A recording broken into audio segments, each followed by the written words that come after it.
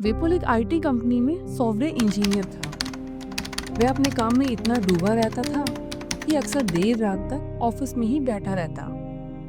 उस दिन भी अमावस की काली रात में वह अपने कंप्यूटर के सामने बैठा हुआ था। ऑफिस की लाइटें धीमी थी और बाहर का अंधेरा गहराता जा रहा था। उसने घड़ी देखी तो रात के 12 बज चुके थे। ऑफिस का सिक्योरिटी गार्ड रामू काका उसके कमरे में आकर खड़ा हो गया और उसे देखकर चिंतित हो गया। बेटा, इतनी रात हो गई है। आज अमावस की रात है। बाहर निकलना ठीक नहीं है। रामू काका ने कहा। उनकी आवाज में एक अजीब सी गंभीरता थी।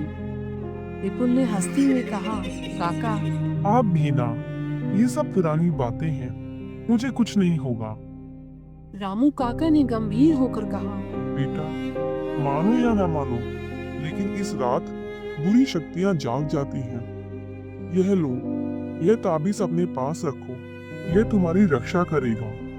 उन्होंने एक छोटा सा ताबीज विपुल को दिया जिस पर कुछ अजीब से निशान बने हुए थे। विपुल ने अनिच्छा से ताबीज ले लिया और उसे अपनी जेब में रख लिया। वह ऑफिस के बाहर निकला और बस स्टॉप की ओर चल पड़ा। सड़क सुनसान थी और चारों ओर सन्नाटा पसरा हुआ था।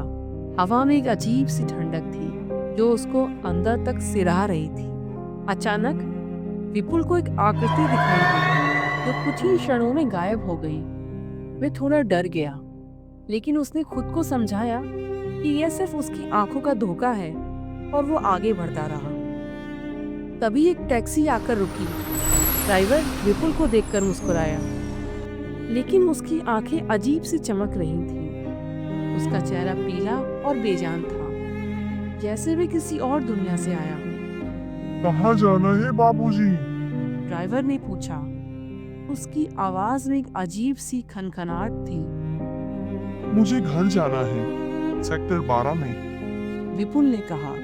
उसकी आवाज थोड़ी कांप रही थी। तो चलिए बैठिए। ड्राइवर बोला और विपुल टैक्सी में बैठ गया। टैक्सी चलने लगी, लेकिन ड्राइवर अजीब बातें कर रहा था। आज की रात बहुत खतरनाक है बाबूजी। बुरी आत्माएं घूम रही हैं। मैं तुम्हें नुकसान पहुंचा सकती है। ड्राइवर ने कहा। ड्राइवर की आवाज में एक अजीब सी खुशी थी। विपुल ये सुनकर डर गया। उसे थोड़ा डर लगने लगा। उसने ड्राइवर से चुप रहने को कहा, लेकिन ड्राइवर हंसता रहा और अजीब बातें करता रहा। अचानक टैक्सी एक सुनसान सड़क पर रुकी। क्या हुआ? विपुल ने पूछा। उसकी आवाज में डर साफ झलक रहा था। मुझे कुछ दिखाई दे रहा है। ड्राइवर ने कहा और टैक्सी के बाहर निकल गया। विपुल ने देखा ड्राइवर सड़क के किनारे खड़ा होकर कुछ देख रहा है। फिर अचानक ड्राइवर गायब हो गया। विपुल डर के मारे कांपने लगा। उसने टैक्सी से बाहर निकलने की कोशिश की, लेकिन दरवाजे लॉक थे। वह टैक्सी में फंसा हुआ था और चारों ओर सन्नाटा पसरा हुआ था। तभी उसे रामू काका की बात याद आई। उसने अपनी जेब से ताबीज निकाला और उसे कसकर पकड़ लिया। ताबीज से विपुल को हल्की सी गर्माहट महसूस हुई, जिससे उसे थोड़ी हिम्मत मिली। कुछ देर बाद विपुल को लगा कि टैक्सी चल रही है। उसने खिड़की से बाहर देखा और वह अपने घर के पास पहुंच गया था। टैक्सी रुक गई और दरवाजे अपने आप खुल गए। विपुल जल्दी से बाहर निकला और घर की ओर भागा। घर पहुंचकर विपुल ने चैन की सांस ली। उसने रामू काका को धन्यवाद देने के लिए अगले दिन ऑफिस जाने का फैसला किया। अगले दिन जब विपुल ऑफिस पहुंचा तो उसने सुना कि रामू काका का रात में एक्सीडेंट हो गया था और उनकी मृत्यु हो गई थी। विपुल बिल्कुल सदमे में था। उसे समझ में आ गया कि रामू काका ने उसे बचाने के लिए अपना जीवन बलिदान कर दिया था।